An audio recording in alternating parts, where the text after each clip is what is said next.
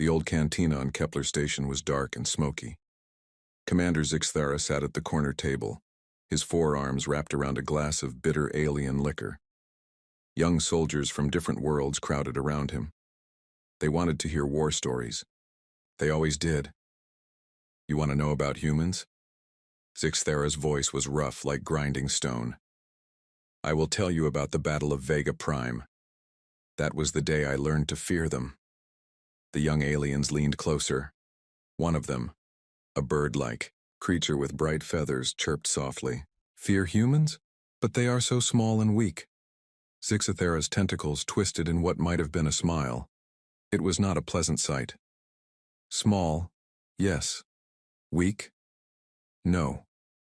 Never call them weak. He took a long drink and began his tale.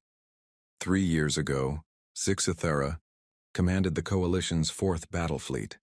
200 warships, each one bigger than a human city. They were the pride of 7 different worlds. The Coalition had sent them to crush the human colony at Vega Prime. Intelligence reports said the humans had only 30 ships defending the system. 30 against 200. It should have been easy. It should have been over in hours. Admiral Jake Morrison commanded the human fleet from his flagship, the UES Liberty. Zixthara had studied the humans' record. Morrison was known for strange tactics. The Coalition called him unpredictable. They should have called him dangerous. The battle began at dawn, Vega prime time. The Coalition fleet dropped out of hyperspace in perfect formation. Zixthara felt proud watching his ship spread across space like a metal cloud. Each ship was armed with the best weapons the galaxy could build. Scan for enemy vessels, Zixthara ordered from his command ship. Sir, we detect 30 human ships, just as intelligence reported, his sensor officer replied. The officer was a tall, thin creature with green skin and too many eyes. They are moving to intercept. Zixthara nodded. This would be quick. The humans were brave but foolish. They should have run. The human ships approached in a loose formation. They looked small against the massive Coalition fleet. Zixthara could see the UES Liberty leading them, with Admiral Morrison aboard. Behind, it came ships like the UES Thunder, the UES Storm, and others. All ships prepare to fire, Zixthara commanded. Target the human flagship first. But something strange happened. Just as the Coalition ships locked their weapons, the human ships vanished. Not destroyed, vanished. One moment they were there on every screen and sensor, the next moment nothing. Where did they go? Zixthara demanded. His sensor officer's eyes were spinning in confusion. Sir, I don't know. They just disappeared. All sensors show empty space. Zixthara felt his first touch of worry. In 30 years of war, he had never seen anything like this. Ships did not just disappear. Keep scanning. They have to be somewhere. For 20 minutes, the Coalition fleet searched empty space. Their most advanced sensors found nothing. It was as if the 30 human ships had never existed. Then the attacks began. The Coalition ship Vengeance was the first to die. It exploded without warning, torn apart by weapons fire from nowhere. Zixthara watched the debris spread across space. There had been 800 alien souls aboard that ship. Where did the attack come from? He shouted. Unknown, sir. Sensors show no enemy ships in that area. Before anyone could respond, another Coalition ship died, then another. The human ships were attacking, but they remained completely invisible. It was like fighting ghosts. Captain Lisa Grant commanded one of the human ships, the UES Phantom. Later, Zixthara would learn her name from captured records. But during the battle, she was just a nightmare that hunted his fleet. The Phantom would appear for seconds behind a Coalition ship. Its weapons would fire, usually destroying the target in one attack. Then it would vanish again before any return. Fire could hit it. The ship lived up to its name. All ships random evasive patterns, Zixthara ordered. Do not stay in one place. But it did not help. The invisible human ship struck again and again. They knew exactly where each Coalition ship would be. It was as if they could see through walls. The psychological effect was worse than the actual damage. Coalition crews began shooting at empty space. They were convinced human ships were everywhere, hiding just out of sight. Some ships fired at their own allies by mistake. Zixthara watched his proud fleet fall apart. These were experienced soldiers from 7 different worlds. They had fought in dozens of battles, but they had never faced an enemy they couldn't see. On the second day, the humans changed tactics. Instead of quick attacks, they began stalking individual ships. A coalition vessel would detect strange sounds in its hull, scratching, tapping, like something was trying to get inside. Then the ship would explode. The crew of the destroyer reported hearing human voices in their corridors. But security cameras showed nothing. The voices spoke in calm, friendly tones like humans greeting old friends. Then the ship's reactor went critical. "Sir," Zixthara's communication officer said, "we are receiving a transmission from Admiral Morrison. Put it through." The human's voice filled the bridge. It was calm and polite, like he was discussing the weather. "Commander Zixthara, this is Admiral Morrison. I believe we should talk." "Where are you, Morrison? Show yourself." "I'm right here, Commander. We all are. You just can't see us." As Morrison spoke, Zixthara's sensors suddenly detected all 30 human ships. They were scattered throughout the coalition formation. Some were less than a kilometer away from coalition vessels. They had been there the whole time, invisible and patient. "How?" Zixthara whispered. "Human technology, Commander. We've learned to bend light around our ships. Your sensors can't detect us when we don't want to be detected. We've been hunting your fleet for 2 days. Zixthara looked at his tactical display. He had started with 200 ships. Now only 40 remained. The humans had destroyed 160 coalition vessels while staying completely invisible. His entire fleet had been turned into prey. "What do you want, Morrison?" "Your surrender, Commander. You have 2 choices. Order your remaining ships to withdraw, or we continue hunting until none are left." The human admiral paused. When he spoke again, his voice was cold as space. "We can do this all day, Commander." "Can you?" Zixthara looked around his bridge. His officers were staring at him with fear in their eyes. They were professional soldiers, but this battle had broken something inside them. They had been hunted like animals by an enemy they couldn't fight. "If I withdraw, what guarantee do I have that you won't attack us as we leave?" "You have my word as a human officer. Withdraw now, and you leave safely." Zixthara had no choice. His fleet was finished. The humans had won using weapons that should not exist and tactics that defied all military logic. "All ships, withdraw immediately. Set course for home." As the surviving coalition ships prepared to jump to hyperspace, Morrison's voice came through the communications one last time. "Commander Zixthara, a word of advice. Next time, bring more ships. We're getting better at this." The human ships remained invisible as the coalition fleet fled. Zixthara never saw them again. But he knew they were watching, hidden in the darkness, between stars. Later, intelligence reports revealed the truth. The humans had developed something they called adaptive camouflage. Their ships could become invisible to all known sensors. But the technology was limited. They could only stay hidden for short periods before needing to recharge. The Battle of Vega Prime had lasted 3 days. The humans had carefully planned every attack, timing their strikes when their camouflage was strongest. They had turned invisibility into the perfect weapon. Zixthara finished his drink and looked at the young soldiers around him. Their faces showed the same fear he had felt that day. "That was the day I learned the first rule of fighting humans," he said. "Never fight what you cannot see." The cantina was quiet. Outside, a human merchant ship was docking at the station. Its crew looked friendly and peaceful. But Zixthara knew the truth. Every human was a potential ghost, ready to vanish and strike from the shadows. "Are all human ships invisible now?"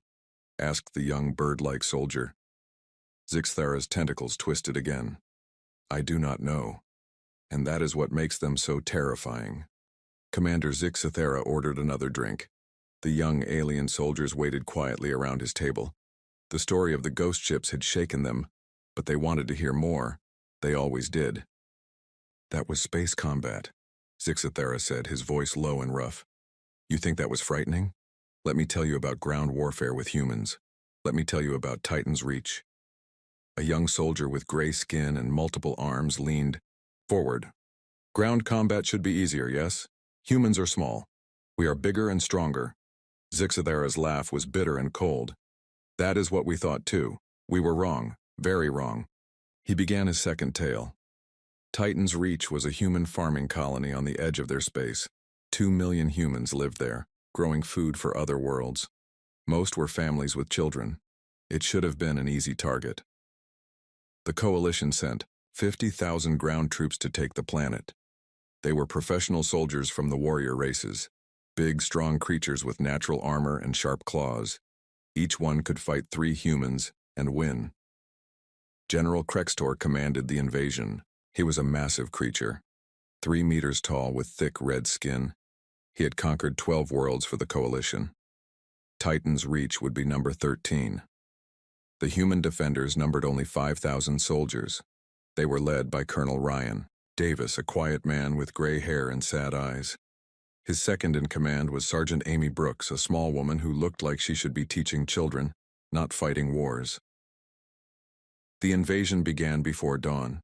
Coalition dropships landed near the main human cities. The plan was simple: surround the humans, demand surrender, then occupy the planet. Standard procedure. For the first day, everything went according to plan. The Coalition forces were bigger, stronger, and better armed. They pushed the human defenders back toward the cities. The humans fought well, but they were clearly losing. General Krextor felt confident. Tomorrow we will have them surrounded, he told his officers. They will surrender when they see they cannot win. But that night, something changed everything. The Coalition forces had captured several hundred human civilians during their advance. These were farmers, teachers, shopkeepers. Not soldiers. Just people who lived on Titan's Reach. General Krextor decided to send a message. He ordered the execution of 50 human prisoners, including children. The executions were broadcast on all frequencies so the human defenders would see. Surrender now, Krextor announced, or more civilians will die. That was his mistake. Humans, Zixathera had learned, do not react to such threats the way other species do. Instead of becoming afraid, they become something else entirely. Colonel Davis received the broadcast in his command bunker. Sergeant Brooks was beside him, along with his other officers. They watched their people die on the screen. The humans did not speak for several minutes. When Davis finally spoke, his voice was very quiet. Sergeant Brooks, activate the Berserker protocols. Brooks looked at him with wide eyes. Sir, are you sure? Once we do this, there's no going back. They killed children, Amy. Our children. Activate the protocols.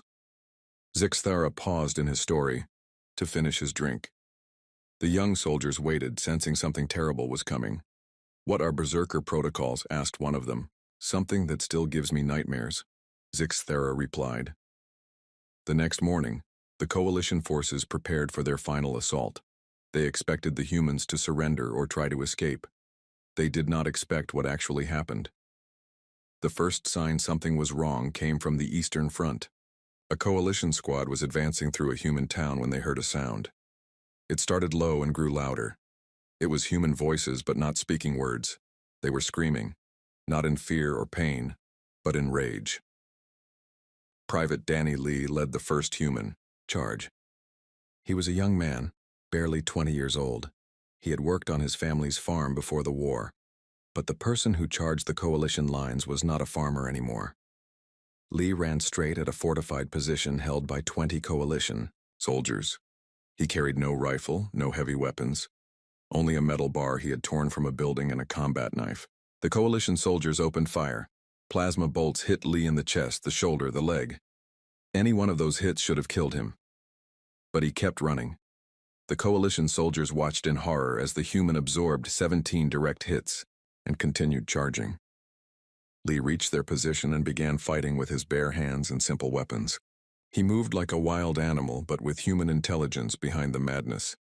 In 30 seconds, he had killed 6 Coalition soldiers and wounded 8 more before finally falling. But Lee was not alone. Behind him came more humans. Hundreds of them. They had abandoned all military tactics and were simply charging forward, screaming that terrible sound. The coalition soldiers were trained warriors, but they had never faced anything like this. These humans fought like they wanted to die, but they fought smart. They used their rage as a weapon, making themselves unpredictable and terrifying. Sergeant Amy Brooks led another attack on the southern front. She was a small woman, less than 2 meters tall.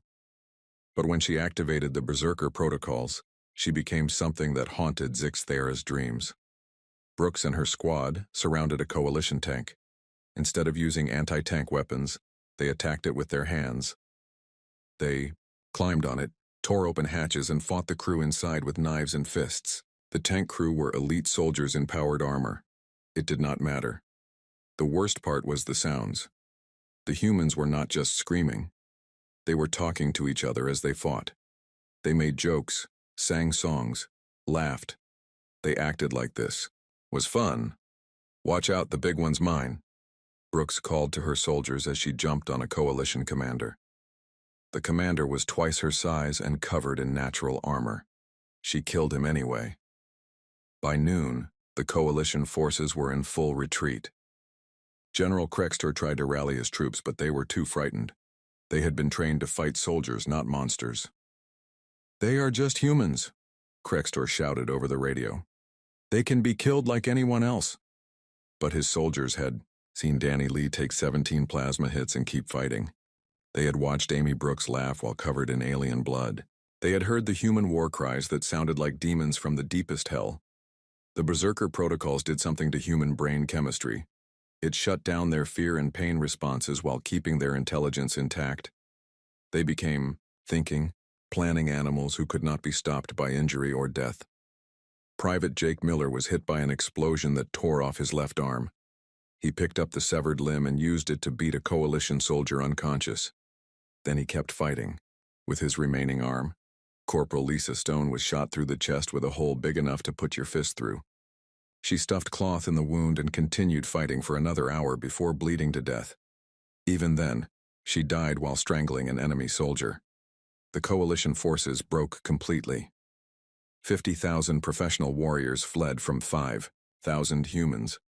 Many coalition soldiers threw away their weapons and ran into the wilderness rather than face the berserkers again. General Krextor tried to make a final stand at the landing site. He had 2,000 soldiers and heavy weapons. The humans should not have been able to take the position. Colonel Davis arrived with 300 human soldiers. They were covered in blood and dirt. Many were wounded. All of them were still screaming that terrible war cry. "Surrender," Davis called to Krextor. "You have one chance." "Never," Krextor replied. "You are just humans." Davis smiled. It was not a pleasant expression. "Yes, we are, and you just learned what that means." The final battle lasted 15 minutes. When it was over, Krextor was dead, and his army was destroyed. The humans had lost 100 soldiers, but they had won. But the most terrifying part came after the battle ended. Zix Thera watched the recordings later from captured equipment. The moment the fighting stopped, the humans changed back. They became normal people again. Colonel Davis knelt beside a wounded coalition soldier and gave him medical aid. Sergeant Brooks helped evacuate enemy wounded to safety. The same humans who had been savage berserkers minutes before were now showing mercy to their enemies. "That is what makes humans truly frightening," Zix Thera told the young soldiers. "They can choose when to be monsters. They turn their humanity on and off like a weapon." One of the soldiers asked, "But why did they become so violent? What made them change?" "They executed children," Zix Thera replied. "Humans will forgive many things.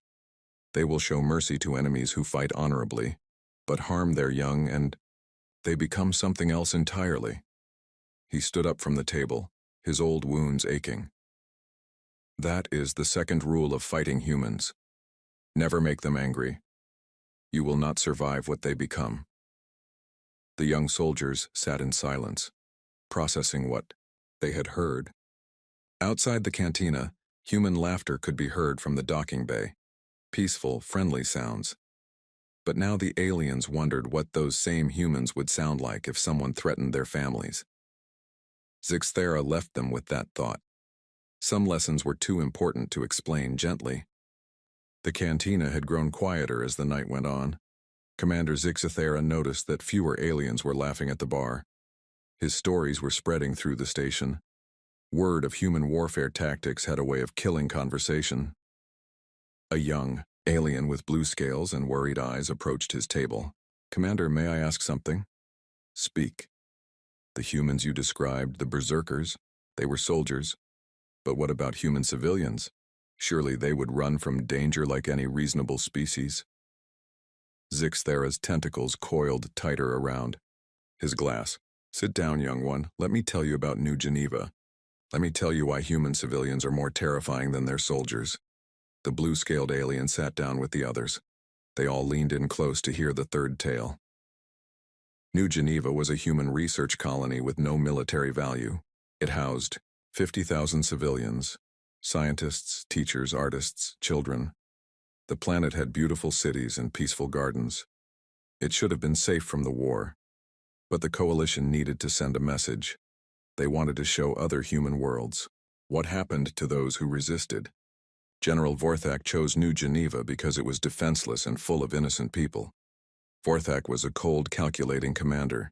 He believed in winning wars through fear. If humans saw their civilians dying, they would surrender quickly. It was logical thinking.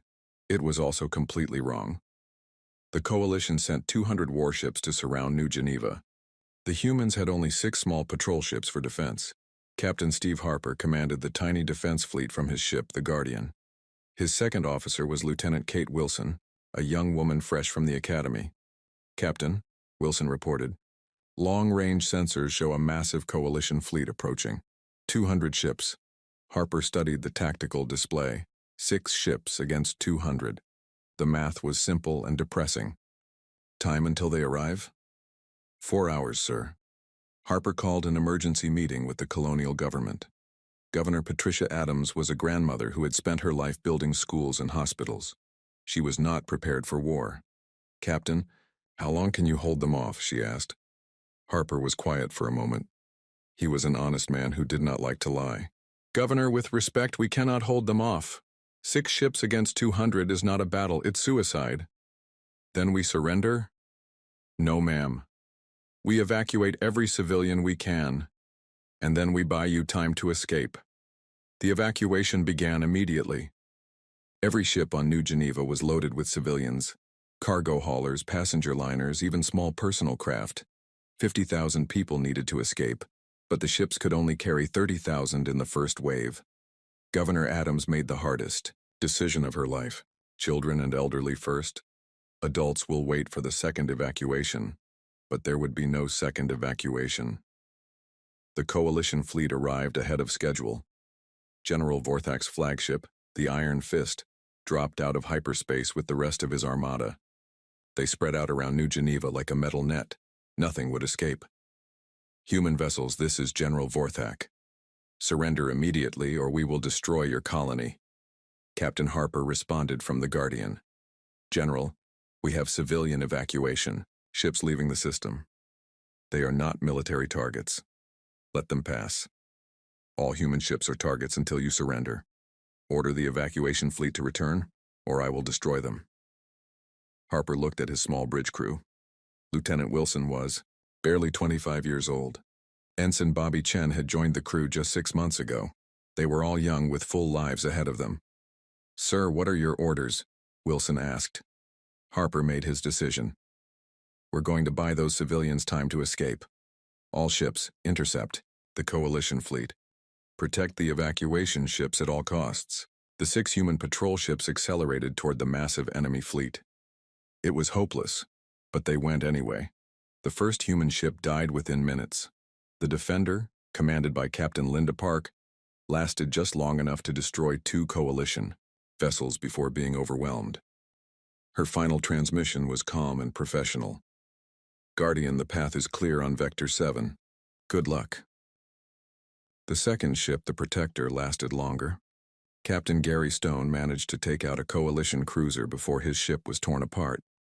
His crew of 12 died fighting to give strangers a few more minutes to escape. But the real horror began when the coalition fleet caught up to the evacuation ships. These were civilian vessels packed with families and children. They had no weapons and weak shields. They should have surrendered immediately. They did not. The cargo ship Morning Star was the first to be cornered. It carried 800 civilians, including 200 children. Captain Mary Foster was a merchant who had never fired a shot in anger. When General Vorthak demanded surrender, her response shocked everyone. "General, I have children aboard this ship. Their parents trusted me to keep them safe. I will not let you harm them." "Captain, your ship has no weapons. Surrender now, and your passengers will be spared." Foster's laugh came through the radio. It was not a happy sound. "General, you don't understand humans very well. We don't surrender when children are in danger." The Morning Star turned toward the coalition flagship. It accelerated to ramming speed. "Captain Foster, this is suicide. You will all die." "Yes, we will. But we'll take some of you with us. Maybe that will give the other ships time to escape." General Vorthak watched in disbelief as the cargo ship charged his flagship. The civilians aboard were singing. He could hear them over the radio. Children's voices mixed with adults, singing old Earth songs as they flew toward certain death. The Morning Star crashed into the Iron Fist's escort destroyer. Both ships exploded in a ball of fire and debris. 800 human civilians died in seconds, but their sacrifice damaged the coalition formation and allowed 3 other evacuation ships to escape. This set the pattern for the rest of the battle. Every time the coalition caught an evacuation ship, the civilians chose to fight rather than surrender. They turned cargo ships into weapons, passenger liners into bombs. The luxury liner Ocean Dreams carried 5,000 civilians. When surrounded, the passengers voted on what to do. The vote was unanimous: fight. Captain Robert Kelly, who had spent his career taking people on peaceful cruises, armed his ship with improvised weapons and charged the enemy. Meanwhile, Captain Harper and Lieutenant Wilson continued their hopeless battle in the Guardian. They were the last military ship left, facing an entire fleet alone. "Captain, our weapons are nearly depleted," Wilson reported. "Hull integrity at 30%, we should retreat." Harper looked at the tactical display. 12 evacuation ships were still trying to escape. If the Guardian withdrew, those civilians would die. "Kate, I need you to listen carefully. We're not going home today." Wilson understood immediately. She was young, but she was not stupid. "Yes, sir. What are your orders?" "We're going to ram Vorthak's flagship. If we take out their command ship, it might disrupt their formation long enough for the last civilians to escape." Wilson nodded. She thought about her family back on Earth. Her parents, her little brother, her boyfriend who was planning to propose when she returned from this assignment. She would never see any of them again. "Sir, before we do this, can I ask you something?" "Of course. Do you think the civilians will make it?" Harper smiled sadly. "Some of them will. That's enough." The Guardian turned toward the Iron Fist. The ship's engines pushed far beyond safe limits, building speed for the final attack. "General Vorthak, this is Captain Harper. You wanted to send a message about attacking human civilians. Here's our message back." The Guardian struck the Iron Fist amidships. The explosion destroyed both ships and killed everyone aboard, including General Vorthak. The coalition fleet lost its commander and its coordination.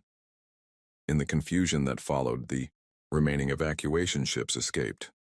20,000 human civilians survived because other humans chose to die for them.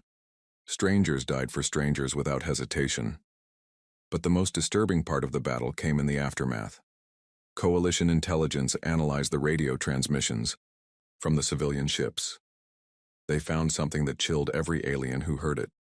The humans had been calm. Cargo ship captains who chose to ram enemy vessels spoke to their passengers with gentle voices. Parents comforted children by explaining they were heroes who would save other families. Even the children seemed to understand and accept their fate. "Mommy, will it hurt?"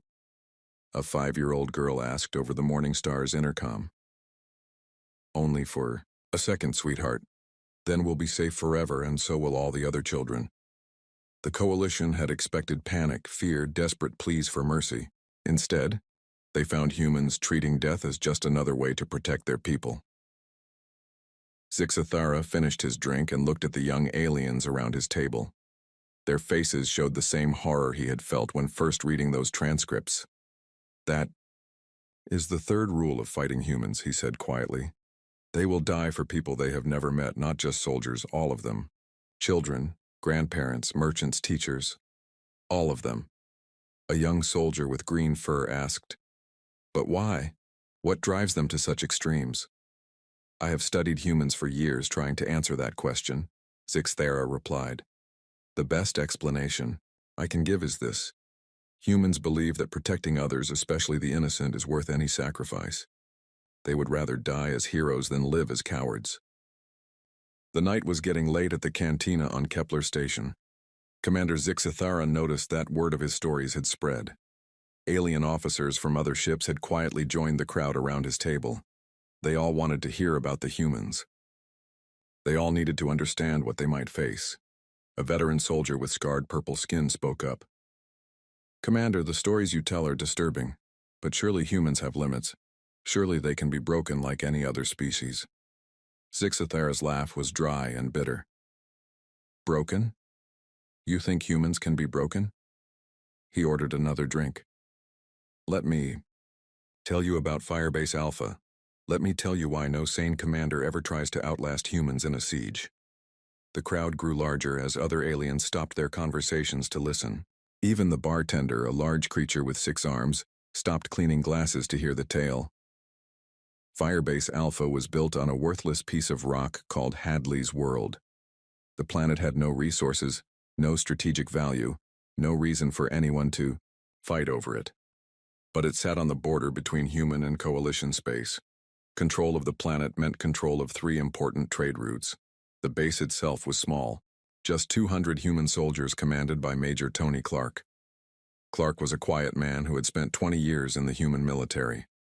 He was known for being steady and reliable, but not brilliant. No one expected him to make history. The coalition sent Admiral Korvash to take the planet. Korvash was famous for his siege warfare. He had starved out enemy positions on 7 different worlds. He brought 5,000 soldiers and a plan to surround the base and wait for the humans to surrender. "It will be easy," Korvash told his officers. "The humans have limited food and water. We control the space around the planet. They cannot be resupplied or reinforced. They will surrender within a month." The siege began on a cold morning in the planet's winter season. Coalition forces surrounded Firebase Alpha and settled in to wait. They built comfortable camps with good food and warm shelters. This was going to be a waiting game, and they were prepared to wait as long as necessary. Major Clark received Admiral Korvash's surrender demand on the first day of the siege. "Major Clark, you are surrounded and cut off from all support. Surrender now and your soldiers will be treated according to galactic law." Clark's response was simple and direct. "Admiral, we decline your offer. Firebase Alpha will remain under human control. Major, be reasonable. You have 200 soldiers against 5,000. You have supplies for perhaps a month. We can wait much longer than that." "Admiral, we'll see about that." The first month passed exactly as Korvash predicted. The humans conserved their food and water carefully. They ran patrols and maintained their defenses, but they did not attempt any major attacks. Everything seemed normal. In the second month, coalition scouts reported that the humans were eating smaller meals. Their energy levels appeared lower. Some soldiers showed signs of hunger. Korvash felt confident that victory was near. "Soon they will start fighting each other for food," he told his staff. "Humans are selfish creatures. They will turn on each other when resources become scarce." But the coalition scouts were wrong. The humans were not fighting each other. Instead, they were sharing everything equally. When food ran low, everyone ate less. When water was rationed, everyone got the same amount. No exceptions. Sergeant Holly Martinez became the symbol of human endurance during the siege. She was a small woman who had joined the military to pay for college. She planned to become a teacher after her service ended. But on Hadley's World, she became something else. During the third month of the siege, Martinez was severely injured when a coalition mortar round hit her position. Shrapnel tore through her left arm and damaged her ribs. The base medical officer, Dr. Chris Baker, told her she needed surgery and weeks of recovery. "Doc, how long before I can return to duty?" Martinez asked. "Holly, you need at least a month of bed rest, maybe 2 months. That's too long. Patch me up and get me back on the line." Dr. Baker was shocked. "Sergeant, you could die if you don't rest properly. Your body needs time to heal." Martinez looked at him with tired but determined eyes. "Doc, if I rest for 2 months, my squad mates will have to cover my sector. They're already exhausted and hungry. I won't let them carry my weight." Baker tried to argue, but Martinez would not listen. 3 days later, she was back on patrol with her arm in a makeshift sling and bandages wrapped around her chest. She stayed on duty for the remaining 5 months of the siege. By the 4th month, the humans were eating things that most species would consider inedible. They mixed tree bark with their remaining rations to make the food last longer. They caught and ate insects. They boiled leather from their equipment to make soup. But they never complained. Coalition forces listening to human radio transmissions expected to hear arguments, desperation, talk of surrender. Instead, they heard jokes, stories, and planning for the future. "When we get home, I'm going to eat a whole pizza by myself," Private Jimmy Watson said during a radio check. "Just one pizza?" "Amateur," replied Corporal Sandra Lee. "I'm going to eat pizza for breakfast, lunch, and dinner for a week." "You're both thinking too small," Martinez added. "I'm going to open a restaurant that serves nothing but the foods we've been dreaming about out here." The coalition soldiers listening to these transmissions began to feel uncomfortable. The humans were starving, but they sounded like they were planning a vacation. In the 5th month, the situation became truly desperate. The humans were down to their emergency rations, which were supposed to last only 1 week. They had no medical supplies left. Several soldiers were wounded and could not be properly treated. Admiral Corvash sent another surrender demand. "Major Clark, your position is hopeless. Your soldiers are starving and wounded. End this madness and surrender." Clark's response came after a long delay. His voice was weaker than before, but still firm. "Admiral, we are still here. Firebase Alpha remains under human control. Major, I have reports that your soldiers are dying of hunger and disease. How can you ask them to continue this suffering?" "Admiral, I did not ask them to continue. They chose to continue. That is the difference between humans and other species." This was true. During the 5th month, Major Clark had called a meeting of all his soldiers. He explained their situation honestly. They were out of food, medical supplies, and hope of rescue. Anyone who wanted to surrender could do so without shame. Not one soldier chose to surrender. Private Watson, who had lost 30 pounds and could barely stand, spoke for all of them. "Sir, with respect, we came here to hold this base. Nothing has changed. We still have ammunition, we still have fighting spirit, and we still have each other. Let's see how long we can make this last." The 6th month brought new horrors. Several soldiers developed infections that should have been fatal. They continued fighting anyway. Corporal Lee lost 2 fingers to frostbite but refused to leave her post. Lieutenant Carlos Rivera broke his leg in a fall but crawled to his duty station every day. The humans began scavenging equipment from their own base. They burned furniture for heat. They used metal scraps to repair their weapons. They made new clothes from torn tents and blankets.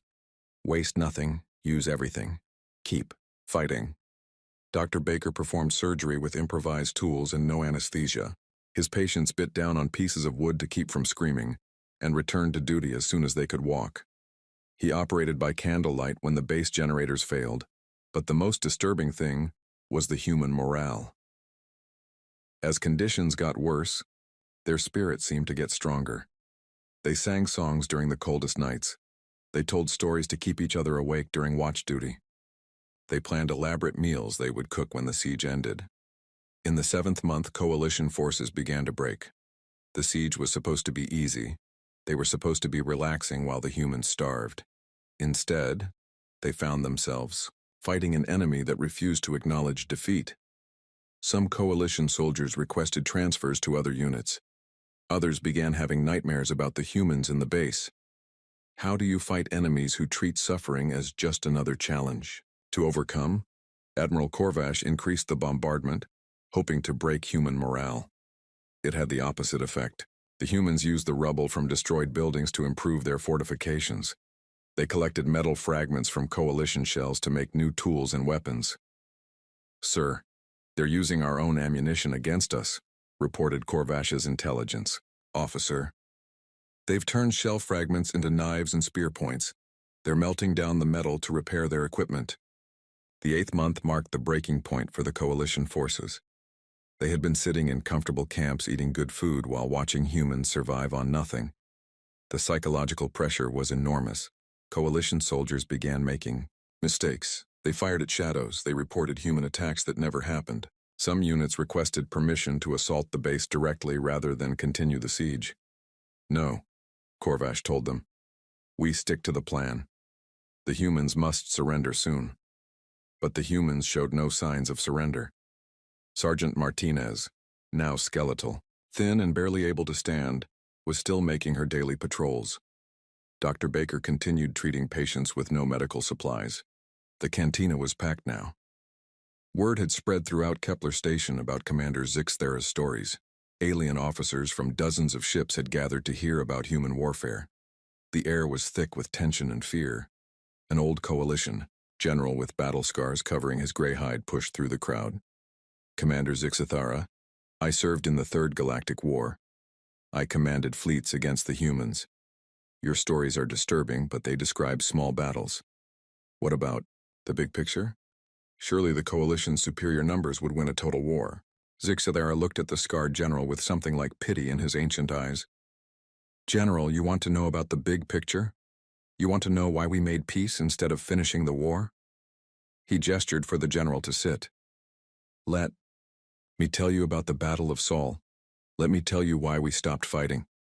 The cantina grew completely quiet. Even the bartender stopped moving.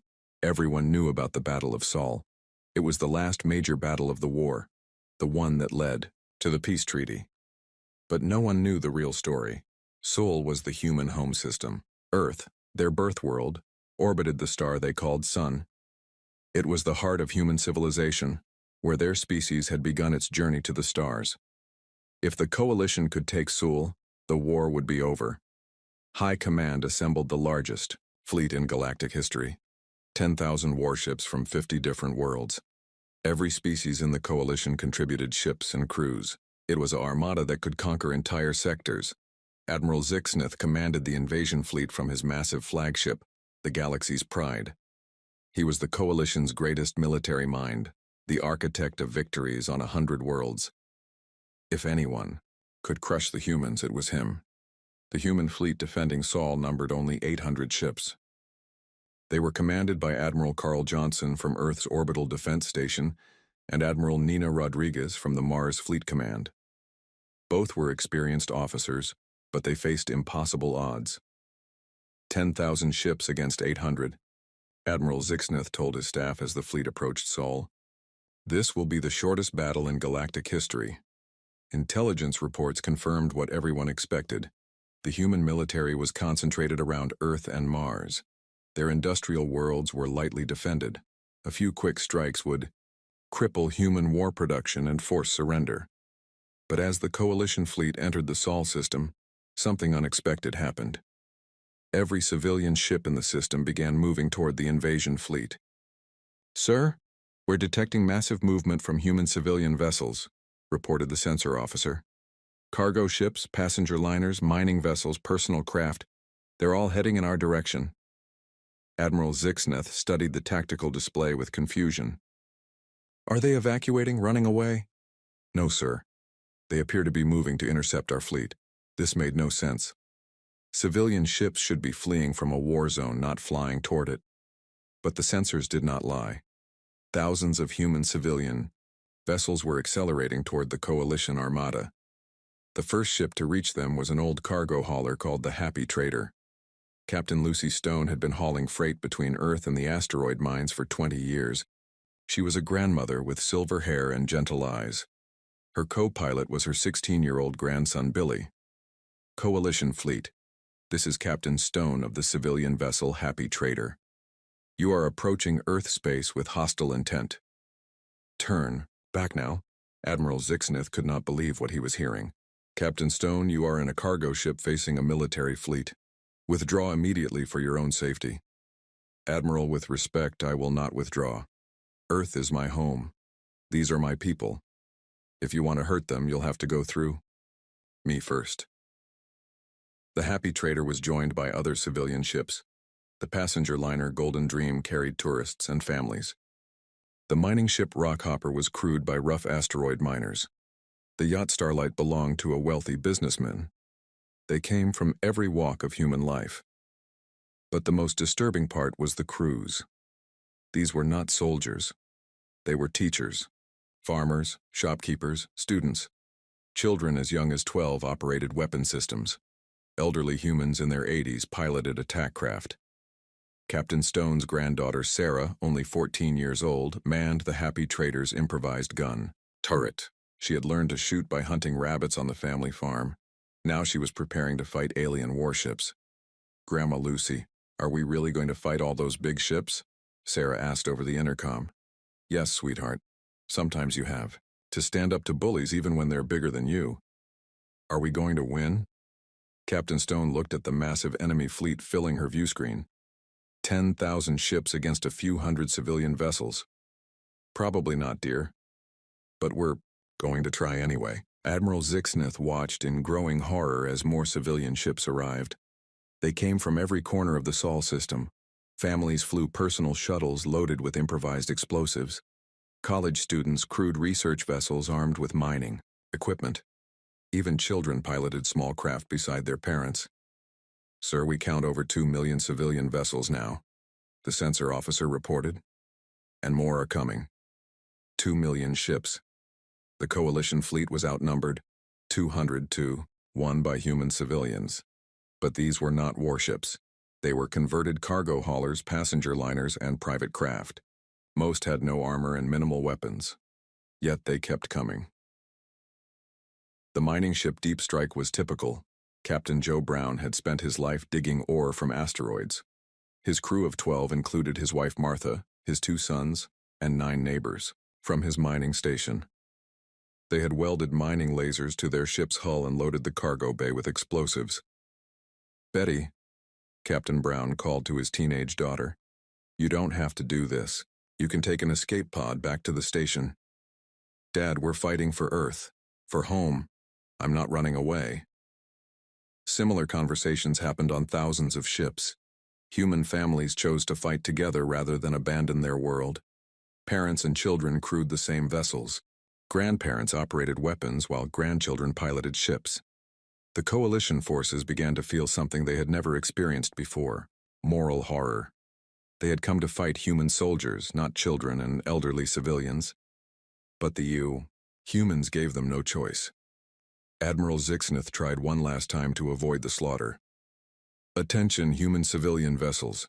You are not military combatants. Withdraw now, and you will not be harmed. The response came from Captain Stone aboard the Happy Trader. Her voice was calm and steady, like she was discussing the weather. Admiral, you came here to conquer our world, to hurt our families, to take away everything we love. We can't let that happen. Captain, you have no chance of victory. You will all die. Yes, we probably will. But some of you will die with us. And maybe that will give our military fleet a chance to protect Earth. As Captain Stone spoke, her granddaughter Sarah was singing softly in the background. An old Earth song about home and family. The song was picked up by other ships. Soon thousands of human voices were singing together across the radio waves. Children sang lullabies their mothers had taught them. Adults sang songs from their school days. Elderly humans sang traditional folk songs passed down through generations. The entire civilian fleet sang as they flew towards certain death. Admiral Zixnith had conquered 50 worlds. He had ordered the deaths of millions of enemy soldiers. But he had never faced anything like this. How do you fight children who sing as they prepare to die? Many coalition ships began to break formation. Captains refused orders to fire on civilian targets. Entire crews abandoned their posts rather than participate in what felt like mass murder. Sir, "We're losing cohesion," reported Zixneth's tactical officer. 17 ships have withdrawn without orders. Others are refusing to target civilian vessels. The first attack came when a human garbage scow piloted by an 80-year-old woman rammed a coalition destroyer. The old woman had loaded her ship with nuclear waste and flown it directly into the enemy vessel. Both ships were destroyed instantly. This began the human-civilian assault. Thousands of converted ships attacked the coalition fleet. They had no military training, no advanced weapons, no hope of victory, but they fought anyway. A school transport filled with teenage volunteers destroyed a coalition cruiser. A medical ship crewed by doctors and nurses took out an enemy frigate. A luxury yacht owned by a billionaire's family eliminated a coalition command vessel. The psychological impact was devastating. Coalition soldiers found themselves shooting at ships crewed by human children. They watched families die together in the cold vacuum of space. Many aliens broke down completely and could not continue fighting. But the most terrifying moment came when the human military fleet finally engaged. Admiral Johnson and Admiral Rodriguez had used the civilian sacrifice to position their forces perfectly. The 800 human warships struck the confused and demoralized coalition fleet with devastating precision. The battle that should have lasted hours was over in 30 minutes. The coalition fleet was destroyed or scattered. Admiral Zixneth died when his flagship was rammed by a human hospital ship, crewed by volunteer medical students. Of the 10,000 coalition ships, fewer than 1,000 escaped. The human military lost 200 vessels. But the civilian casualties were enormous. Over 1 million human civilians died defending their home system.